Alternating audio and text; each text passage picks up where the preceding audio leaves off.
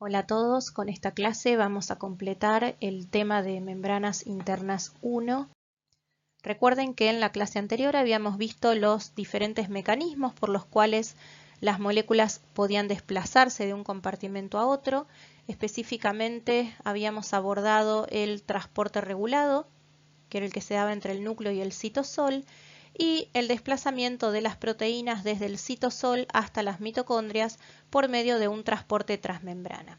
En esta clase vamos a completar los otros tipos de transporte transmembrana que se dan en las moléculas que se dirigen desde el citosol a los peroxisomas y desde el citosol al retículo endoplasmático.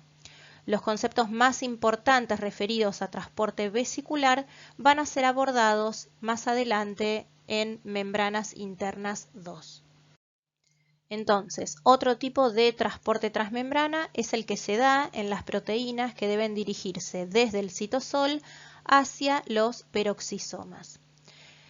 El ingreso a los peroxisomas es un mecanismo posttraduccional, que es el mismo que habíamos visto en aquellas proteínas que debían traslocarse a las mitocondrias, ¿sí?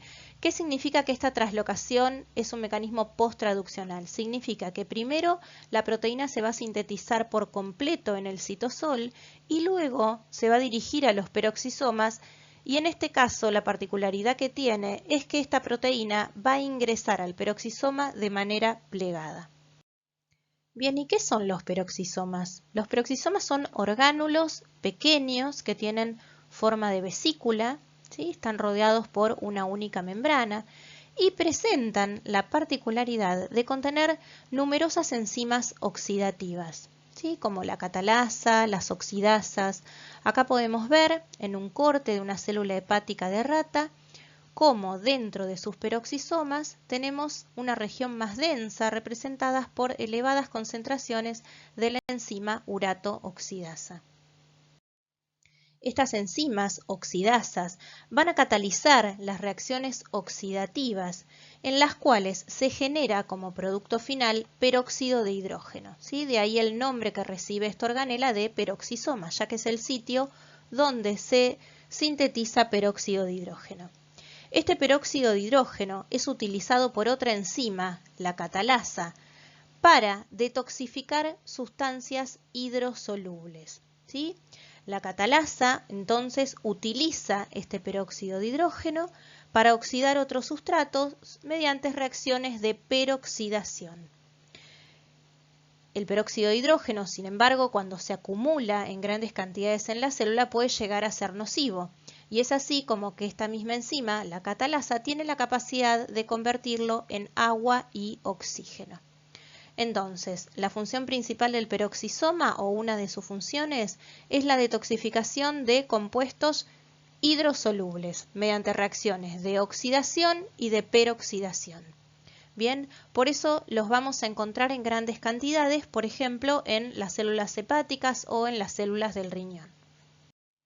Como vimos recién, una de las funciones de los peroxisomas es la detoxificación de sustancias hidrosolubles, como puede ser fenoles, ácido fórmico, alcohol, formaldehído, etc. En los peroxisomas también puede ocurrir el acortamiento de ácidos grasos de cadena muy larga, o sea, la beta-oxidación de estos ácidos grasos, generando acetil-CoA que se exporta al citosol. Y estos peroxisomas también pueden ser el sitio donde se sintetizan ácidos biliares y plasmalógenos. Los plasmalógenos son un fosfolípido particular que es muy abundante en la vaina de mielina de las células nerviosas y por eso muchas alteraciones a nivel de los peroxisomas se relacionan fuertemente con enfermedades neurológicas. Las proteínas entonces que deben dirigirse al peroxisoma, recuerden que presentaban una secuencia señal que tenía la particularidad de encontrarse en el extremo C-terminal de la proteína y que estaba constituida por 3 aminoácidos específicos, la serina, la lisina y la leucina. Esta secuencia señal es reconocida por un receptor proteico que se llama peroxina 5. ¿Sí? La peroxina 5 entonces se va a unir a la secuencia señal y va a acompañar a la proteína hasta la membrana del peroxisoma. La membrana del peroxisoma presenta un traslocador formado por diferentes peroxinas. Estas peroxinas van a formar como una especie de poro dinámico que va a adaptar sus dimensiones al tamaño de la proteína, y este es el motivo por el cual estas proteínas pueden ingresar de manera plegada. Acá vemos con más detalle cómo ese receptor proteico, la peroxina 5, reconoce y se une a la secuencia señal ubicada en el extremo C-terminal de aquella proteína que debe ingresar al peroxisoma, la lleva hasta la membrana del peroxisoma y la acompaña hasta el interior de este orgánulo. Y luego vuelve al citosol vacío para unirse a una nueva proteína. Existe una enfermedad causada por una mutación en el gen que codifica justamente a la peroxina 5. Esa enfermedad se llama síndrome de Zellweger. Es una enfermedad hereditaria en donde los individuos mueren al poco tiempo de nacidos y se caracteriza por anormalidades muy severas a nivel de cerebro, de hígado y de riñón. Justamente 3 órganos en donde los peroxisomas son fundamentales. Estos individuos se dice que tienen peroxisomas vacíos debido a un defecto en la importación de las proteínas desde el citosol al peroxisoma. Los peroxisomas, al igual que las mitocondrias, tienen la capacidad de dividirse y reproducirse por fisión binaria. Sin embargo, se cree que pudieron haber derivado como un compartimento especializado del retículo endoplasmático, debido a que algunas de sus proteínas de membrana se integran primero en la membrana del retículo, donde se empaquetan en vesículas que se desprenden por gemación, y estas vesículas precursoras pudieron fusionarse con otras y comenzar a importar otras proteínas para convertirse en un peroxisoma maduro. El otro tipo de transporte transmembrana que vamos a ver hoy es el que se da en las proteínas que deben dirigirse desde el citosol al retículo endoplasmático. Este transporte se diferencia de los demás transportes transmembrana debido a que el ingreso a esta organela es un mecanismo cotraduccional. ¿Qué significa esto? Que a medida que se sintetiza la proteína, ésta se va traslocando al interior del retículo endoplasmático. Este transporte es muy importante, ya que al retículo ingresarán las proteínas que residen en él, pero también las proteínas que se dirigirán al Golgi, al lisosoma, a la membrana plasmática, incluso al exterior de la célula. El retículo endoplasmático es la organela más grande que tiene la célula eucariota y está constituida por una red de túbulos ramificados y sacos aplanados que se extiende desde la membrana nuclear externa por todo el citoplasma. Su función principal se relaciona con la síntesis de proteínas, la síntesis de lípidos, el almacenamiento intracelular de calcio, muy importante para la señalización celular, y la detoxificación de sustancias liposolubles. Acá vemos, tanto en una célula animal como en una célula vegetal, las cuales fueron modificadas genéticamente para expresar una proteína fluorescente en la membrana del retículo, cómo se distribuye ese retículo y se expande por todo el citosol. El retículo endoplasmático presenta diferentes regiones especializadas en cuanto a su función y su estructura. Estas regiones se denominan retículo endoplasmático rugoso y retículo endoplasmático liso. El retículo endoplasmático rugoso es aquel que se caracteriza por presentar ribosomas adosados a la cara externa de su membrana y se lo relaciona principalmente con la síntesis de proteínas. Este retículo endoplasmático rugoso va a estar muy desarrollado, por ejemplo, en las células pancreáticas, tanto exócrinas como endocrinas, ya que son células que sintetizan y secretan proteínas. El retículo endoplasmático liso, por su parte, carece de ribosomas adosados a su superficie y se relaciona principalmente con la síntesis de lípidos, el almacenamiento de calcio y la detoxificación de sustancias liposolubles. Este tipo de retículo, el retículo endoplasmático liso, va a ser por lo tanto muy abundante en aquellas células que sinteticen hormonas a partir del colesterol, como pueden ser las células de Leydig o las células ováricas, como así también va a estar muy desarrollado en las células hepáticas. debido a que estas células son las encargadas de producir lipoproteínas que transportan los lípidos por el torrente sanguíneo y es el sitio, además, donde ocurre la detoxificación de sustancias liposolubles a través del citocromo P450 que veremos más adelante. Las proteínas que deben ingresar al retículo endoplasmático presentan una secuencia señal característica.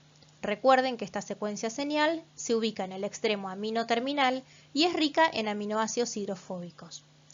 El ingreso de estas proteínas hacia el interior del retículo endoplasmático hoy dijimos que era un mecanismo cotraduccional. ¿Qué significa esto? Que la traslocación hacia el interior del retículo endoplasmático comienza, ¿sí?, a realizarse antes de que la proteína haya finalizado su síntesis. Esto es muy distinto a lo que veníamos viendo. Recuerden que, por ejemplo, para el caso de las proteínas mitocondriales, las proteínas nucleares o aquellas que se dirigen al peroxisoma, primero se sintetizaban en el citosol por completo y luego se traslocaban e ingresaban a la organela destino. Por eso esa traslocación se denominaba posttraduccional. Para el caso de las proteínas que ingresan al retículo, esta traslocación ocurre de manera cotraduccional. ¿Y cómo se logra esto? Ni bien se sintetiza la secuencia señal en el extremo amino terminal, esa secuencia es reconocida por lo que se llama partícula de reconocimiento de la señal o SRP por su nombre en inglés. La SRP tiene forma de varilla y está formada por 6 cadenas polipeptídicas unidas a una pequeña molécula de ARN. En uno de sus extremos presenta una región rica en el aminoácido metionina que forma como una especie de bolsillo y que representa el lugar donde se une a la secuencia señal. En el otro extremo presenta un dominio llamado dominio de pausa de la traducción, debido a que este dominio se va a unir al ribosoma bloqueando el sitio de unión del factor de elongación y deteniendo así la síntesis proteica. Acá vemos, por ejemplo, con más detalle cómo esa partícula de reconocimiento de la señal se va a poder unir a la secuencia señal de esta proteína que recién comienza a sintetizarse y cuando se une a esa secuencia señal de aminoácidos hidrofóbicos sufre un cambio conformacional que le permite como doblarse, ¿sí?, debido a que tiene una región de bisagra y se une por el otro extremo al ribosoma bloqueando el sitio de unión de uno de los factores de elongación y de esa manera frenando la síntesis de esta proteína. Ahora bien, ¿para qué sirve que se frene la síntesis de esta proteína? Esta pausa en la traducción en realidad es una pausa transitoria y la finalidad que tiene es proporcionarle el tiempo suficiente a todo este complejo, ribosoma, proteína en crecimiento y SRP, para que lleguen hasta la membrana del retículo endoplasmático antes de que se complete la síntesis de la proteína, asegurando de esta manera que no se libere en el citosol. En la membrana del retículo endoplasmático vamos a encontrarnos con el receptor de la partícula de reconocimiento de la señal con la cual interactúa. La unión de la SRP con su receptor provoca que ésta sufra un cambio conformacional y de esa manera se libere, permitiendo que se reanude la síntesis de la proteína y que esta proteína comience a traslocarse hacia el interior del retículo endoplasmático a través de un traslocador proteico. Este traslocador proteico presente en la membrana del retículo endoplasmático forma como una especie de canal acuoso a través del cual pasa la cadena polipeptídica. Este canal está formado por 3 subunidades proteicas que en conjunto forman el complejo SEC61. La apertura y cierre del canal está regulado por una corta hélice que mantiene cerrado el traslocador cuando está inactivo y que se desplaza a un lado abriéndolo cuando se produce la transferencia de una cadena polipeptídica. Por lo tanto, es un canal dinámico, ¿sí? La proteína entonces comienza a traslocarse y cuando ya se traslocó lo suficiente, la secuencia señal que se encontraba en su extremo amino terminal es escindida por la enzima peptidasa señal.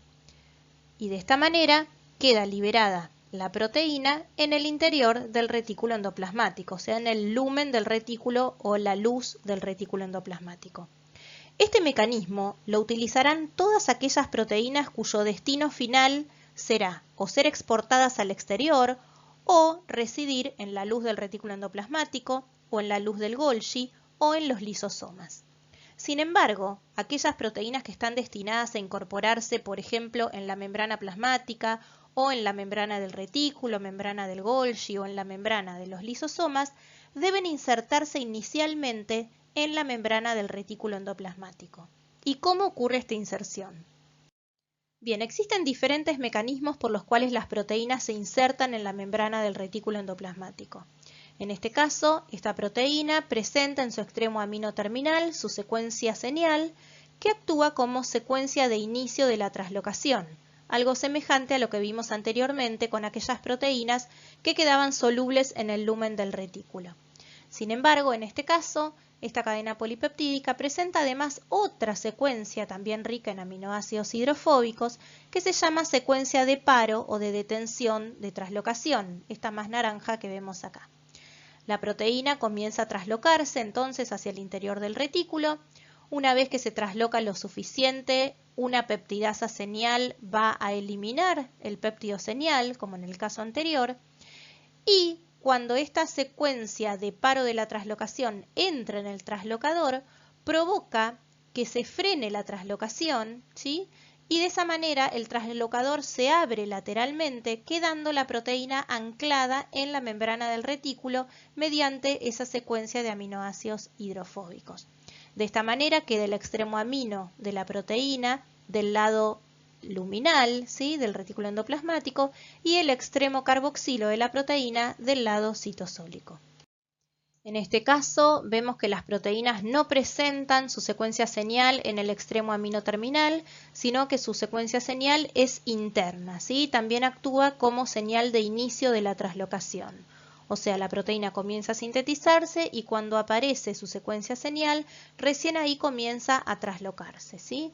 Entonces, ocurre la traslocación completa de la proteína. Esta secuencia señal, a diferencia de las que vimos anteriormente, no se elimina, ¿sí? Acá no actúa ninguna peptidasa señal, sino que cuando el traslocador se abre lateralmente, la proteína justamente queda anclada a la membrana del retículo a través de esa secuencia señal rica en aminoácidos hidrofóbicos. Esta secuencia señal interna puede unirse al traslocador de dos maneras diferentes, ¿sí? Y esto va a definir la ubicación de los dos extremos de la proteína. En este caso, por ejemplo, tenemos el extremo carboxilo terminal del lado luminal, ¿sí?, del retículo y el extremo amino del lado citosólico. Acá, por ejemplo, la orientación de esa secuencia señal interna es diferente y por lo tanto se va a traslocar el extremo amino, quedando como resultado el extremo amino de esa proteína del lado luminal y el extremo carboxilo del lado citosólico. Recuerden que la luz del retículo y del Golgi son topológicamente equivalentes al exterior de la célula, ¿sí? Por lo tanto, los dominios de estas proteínas que van a estar insertas en el retículo, los dominios que queden del lado luminal del retículo, se van a encontrar hacia el lado extracelular, por ejemplo, cuando estas proteínas sean transportadas hacia la membrana plasmática. ¿Qué pasa entonces con las proteínas multipaso, o sea, aquellas que deben atravesar varias veces la membrana del retículo? Bueno, en este caso, la secuencia señal que actúa como inicio de la traslocación es una secuencia interna, semejante a lo que vimos anteriormente, que no se va a eliminar, no actúa ninguna peptidasa señal, pero en este caso, además de esta secuencia interna, tenemos otra secuencia que es la secuencia de paro de la traslocación, ¿sí? Cuando esta proteína comienza a traslocarse y esa secuencia de paro se une al traslocador, se frena la traslocación de la proteína, el traslocador se abre lateralmente y la proteína va a quedar anclada en la membrana del retículo a través de sus dos secuencias, la secuencia de inicio de la traslocación y la secuencia de paro de la traslocación. En el caso que las proteínas atraviesen muchas veces la membrana, tienen sucesivas señales de inicio y de detención de la traslocación. Acá vemos cómo en esas proteínas multipaso que atraviesan muchas veces la membrana, existe una alternancia de sucesivas señales de inicio de la traslocación y señales de detención de la traslocación que permiten anclar a la proteína varias veces en la membrana del retículo, quedando expuestos tanto del lado luminal como del lado citosólico dominios en forma de bucle. Muchas de las proteínas del lumen del retículo se encuentran en tránsito hacia otros destinos. Sin embargo, hay otras que son residentes del retículo, o sea que van a cumplir su función dentro del retículo. Para ello, estas proteínas presentan en su extremo C-terminal una secuencia de 4 aminoácidos característicos que se llama señal de retención en el retículo. ¿Sí? Esa señal de retención está dado por estos 4 aminoácidos, que son la lisina, el aspartato, el glutamato y la leucina. Algunos ejemplos de proteínas que cumplen su función en el retículo son, por ejemplo, la disulfurisomerasa, que es la enzima que cataliza la oxidación de los grupos sulfidrilos que están presentes en la cadena lateral de las cisteínas y de esa manera forma los enlaces disulfuro. Y otra de las proteínas son las proteínas chaperonas VIP, que su función principal es reconocer aquellas proteínas que se encuentran plegadas de forma incorrecta. Dentro del retículo endoplasmático, las proteínas pueden sufrir diferentes modificaciones. Entre ellas está la N-glicosilación, que es el agregado y el procesamiento de hidratos de carbono, la formación de puentes disulfuro, el plegado apropiado de las cadenas polipeptídicas y el ensamblaje en el caso de aquellas proteínas multiméricas, como así también cortes proteolíticos específicos. Una de las principales funciones del retículo endoplasmático es la glicosilación de las proteínas para formar glucoproteínas, que luego vamos a encontrar en la membrana plasmática, en el Golgi, en los lisosomas. ¿En qué consiste la glicosilación? Consiste en la adición de un oligosacárido compuesto por 14 residuos de N-acetilglucosamina, manosa y glucosa al nitrógeno que se encuentra en la cadena lateral del aminoácido asparagina. Por eso se denomina N-glicosilación. En el proceso de N-glicosilación, primero se sintetiza el oligosacárido y luego este se transfiere en bloque a la proteína. El oligosacárido comienza a sintetizarse en el citosol, ¿sí? Y lo hace sobre una molécula que se llama dolicol. El dolicol es un lípido que está en la membrana del retículo endoplasmático. Este dolicol primero se fosforila y luego se le van adicionando los distintos monosacáridos que están previamente activados en el citosol con GDP o UDP. Estos monosacáridos se unen al dolicol mediante un enlace fosfato de alta energía.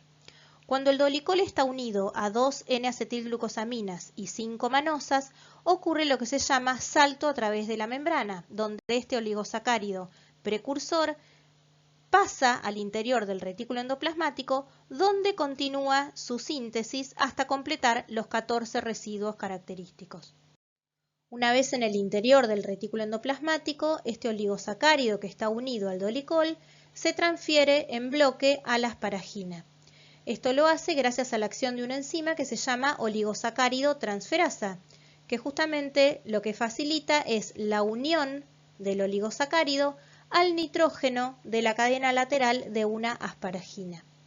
Estas oligosacáridos transferasas son enzimas que por lo general se encuentran asociadas a los traslocadores y presentan sus sitios activos del lado luminal del retículo.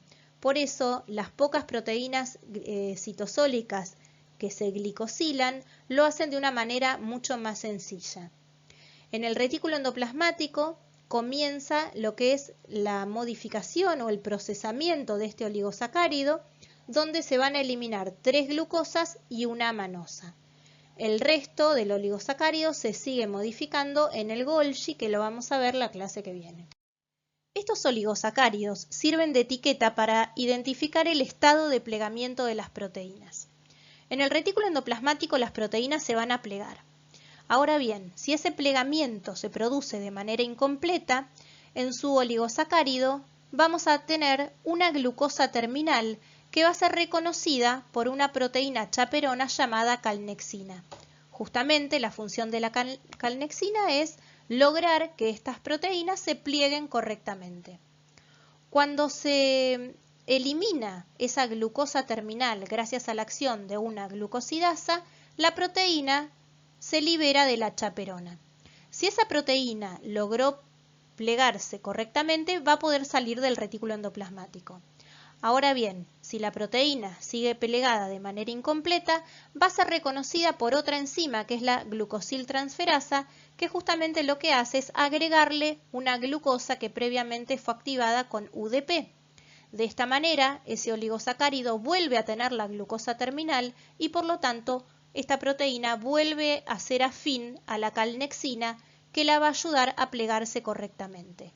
Este ciclo va a ocurrir hasta que la proteína pueda plegarse correctamente y recién ahí pueda salir del retículo endoplasmático. En algunos casos, sin embargo, esas proteínas no se pliegan correctamente y muchas veces se acumulan, generando lo que se llama respuesta de proteína mal plegada o estrés del retículo endoplasmático. Este estrés del retículo endoplasmático va a desencadenar diferentes mecanismos que van a tener la finalidad de evitar, ¿sí?, el plegamiento anormal de las proteínas. En primer lugar, se va a inducir, o sea, se va a activar la síntesis de más chaperonas, que son las proteínas que ayudaban a plegar correctamente a las proteínas en el retículo. Por otro lado, se va a intentar frenar la síntesis de proteínas, cosa de que no lleguen más proteínas al retículo y no se sigan plegando de manera defectuosa. Si esas proteínas no se pueden plegar correctamente, se van a exportar al citosol y se van a degradar a través del proteosoma. Y si todos estos mecanismos de compensación fallan, la célula muere por apoptosis. Como les mencioné recién, entonces, cuando las proteínas no llegan a plegarse correctamente, son exportadas al citosol y degradadas vía proteosoma. Ahora bien, ¿cómo ocurre todo este mecanismo? Bueno, en primer lugar, dentro del retículo endoplasmático, esta proteína se va a unir a una chaperona con la finalidad de mantenerla desplegada para que pueda atravesar el traslocador que se encuentra en la membrana del retículo endoplasmático y poder llegar al citosol. Este traslocador es un traslocador muy semejante al que utilizaron para ingresar al retículo endoplasmático. Una vez en el citosol, actúa una enzima que es la N-glucanasa, cuya función es la eliminación de los restos del oligosacárido.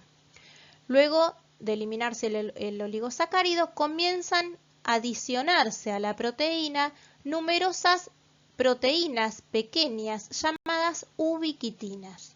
Este proceso se denomina ubiquitinación y estas ubiquitinas son como una especie de etiquetas que le indican a la proteína que debe dirigirse al proteosoma para degradarse. El proteosoma es un complejo proteico en forma de cilindro que presenta en su interior actividad proteasa. Algunas proteínas se van a unir covalentemente a un glucosilfosfatidilinositol. El glucosilfosfatidilinositol es un glicolípido, ¿sí?, que presenta en su extremo un grupo amino perteneciente a una etanolamina. Las proteínas que se van a unir covalentemente al glucosilfosfatidilinositol en un primer momento se encuentran ancladas en la membrana del retículo por medio de una secuencia de aminoácidos hidrofóbicos presente en su extremo C-terminal. Una enzima va a cortar la proteína, quedando esta secuencia de aminoácidos hidrofóbicos anclada en la membrana y generando de esta manera un nuevo extremo carboxilo terminal. Ese carboxilo terminal se va a unir covalentemente con el grupo amino de la etanolamina. De esta manera, la proteína va a quedar unida covalentemente a la membrana a través de lo que se denomina anclaje GPI. Como estas modificaciones tienen lugar dentro del retículo endoplasmático, estas proteínas es muy común que las encontremos en la cara externa de la membrana plasmática. Ahora bien, ¿cuáles son las funciones del retículo endoplasmático liso? En primer lugar, es el sitio donde ocurre la síntesis de lípidos, tanto lípidos de membrana como hormonas esteroideas. Participa en la detoxificación de drogas o metabolitos liposolubles a través de la familia del citocromo P450 y constituye uno de los principales reservorios de calcio dentro de la célula. Como les mencioné recién, el retículo endoplasmático liso es el sitio donde se van a sintetizar todos los lípidos que van a constituir las membranas celulares, como por ejemplo los fosfolípidos y el colesterol. Acá a modo de ejemplo vamos a ver la síntesis de la fosfatidilcolina, ¿sí? La síntesis se va a producir sobre la cara citosólica de la membrana del retículo endoplasmático, que es donde se van a encontrar todas las enzimas que van a participar de este proceso. Primero actúa una enzima aciltransferasa que lo que hace es transferirle los dos ácidos grasos que estaban unidos a la coenzima a una molécula de glicerol, ¿sí? De esta manera se va a formar el ácido fosfatídico. Luego otra enzima, la fosfatasa, va a eliminar un grupo fosfato y va a convertir el ácido fosfatídico en diacilglicerol.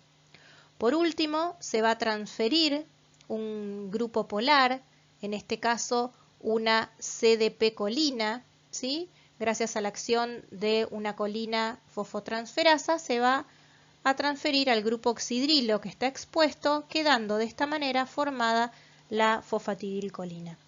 La fosfatidiletoanolamina y la fosfatidilserina se forman también a partir del diacilglicerol, pero el fosfatidilinositol lo hace a partir del ácido fosfatídico. Como dijimos recién, entonces los fosfolípidos se van a sintetizar en la cara citosólica de la membrana del retículo endoplasmático. Sin embargo, a estos fosfolípidos recién sintetizados no les va a resultar muy fácil traslocarse a la monocapa interna, debido a que presentan grupos polares que van a dificultar su pasaje a través del dominio hidrofóbico de dicha membrana. Para solucionar este problema existen unas enzimas que se llaman flipasas. Hay dos tipos de flipasas, las flipasas específicas y las flipasas inespecíficas. A nivel del retículo endoplasmático actúan las flipasas inespecíficas, que la función que tienen es traslocar a la monocapa interna cualquier fosfolípido independientemente del grupo polar que posea. Y de esta manera equilibra las concentraciones de fosfolípidos en ambas monocapas. Ahora bien, ¿qué pasa cuando esos fosfolípidos que se sintetizan en la membrana del retículo llegan por medio de vesículas hasta la membrana plasmática? Recuerden, cuando vimos el tema de membrana plasmática que tuvieron los teóricos con Flavio, que la membrana plasmática se caracterizaba por presentar asimetría, y uno de los elementos que marcaban esa asimetría era la distribución de los fosfolípidos entre las diferentes monocapas. Recuerden que en la cara externa, ¿sí?, de la membrana plasmática íbamos a encontrar un predominio de fosfatidilcolina y esfingomielina, y en la cara citosólica de la membrana plasmática encontrábamos fosfatidilserina y fosfatidiletoanolamina.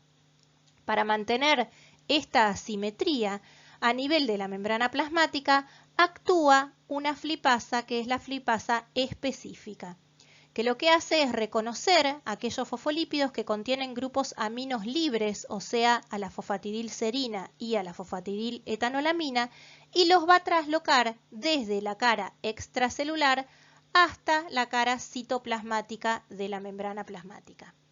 En este caso, los fosfolípidos llegan, como vimos recién, desde el retículo por medio de vesículas. ¿Bien? Pero ¿qué pasa con aquellas organelas que no forman parte del sistema de endomembranas, como por ejemplo las mitocondrias? En este caso, los fosfolípidos se van a importar desde el retículo endoplasmático a través de proteínas transportadoras que transfieren los fosfolípidos desde la membrana del retículo hasta la membrana de las mitocondrias. Otra de las funciones del retículo endoplasmático liso era estar involucrado en la detoxificación de drogas o metabolitos liposolubles. Este proceso es un proceso que ocurre principalmente en el retículo endoplasmático de las células hepáticas. Estas reacciones de detoxificación están catalizadas por un conjunto de hemoproteínas que conforman la familia del citocromo P450. Este citocromo P450 se va a encontrar anclado en la monocapa externa de la membrana del retículo endoplasmático. El objetivo de estas reacciones de detoxificación es que estos fármacos o metabolitos insolubles en agua sean convertidos en moléculas lo suficientemente hidrosolubles por ejemplo, introduciendo o exponiendo algún grupo funcional hidrofílico, para que de esta manera puedan ser eliminadas a través de la orina. Estas reacciones son reacciones de monoxigenación, en las que se utiliza oxígeno y uno de los átomos de oxígeno es incorporado al sustrato, mientras que el otro es reducido a agua. Para esto se requiere de los electrones que son cedidos por el NAD-fosfato reducido, el cual se va a oxidar. El papel de estas enzimas es clave para la supervivencia de la célula, ya que sin ellas las sustancias tóxicas tenderían a acumularse, alterando el equilibrio celular y provocando trastornos funcionales e incluso la muerte de la célula. Y por último, hoy dijimos que el retículo endoplasmático es uno de los principales reservorios de calcio dentro de la célula. En las células eucariotas, la concentración de calcio libre en el citosol es extremadamente baja, de 10 a la menos 7 molar, y por lo tanto cualquier entrada de calcio en el citosol, por más pequeña que sea, se va a traducir en grandes cambios en su concentración. Existen una gran variedad de señales extracelulares que inducen un aumento en la concentración de calcio citosólico, el cual actúa como segundo mensajero provocando diferentes respuestas. Por ejemplo, en las fibras musculares, el aumento en la concentración de calcio, en el citosol, va a inducir a la contracción muscular. En estas células, el retículo endoplasmático liso se encuentra altamente especializado y se denomina retículo sarcoplasmático.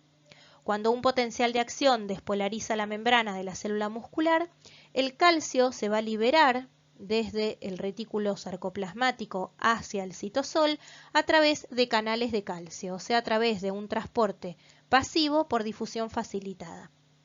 La relajación de las fibras musculares, al contrario, ocurre cuando el calcio es secuestrado en el interior del retículo, gracias a la acción de una bomba de calcio que está alojada en su membrana, que va a transportar activamente calcio hacia el interior del retículo. Para esto necesita energía, la cual la obtiene a partir de la hidrólisis del ATP.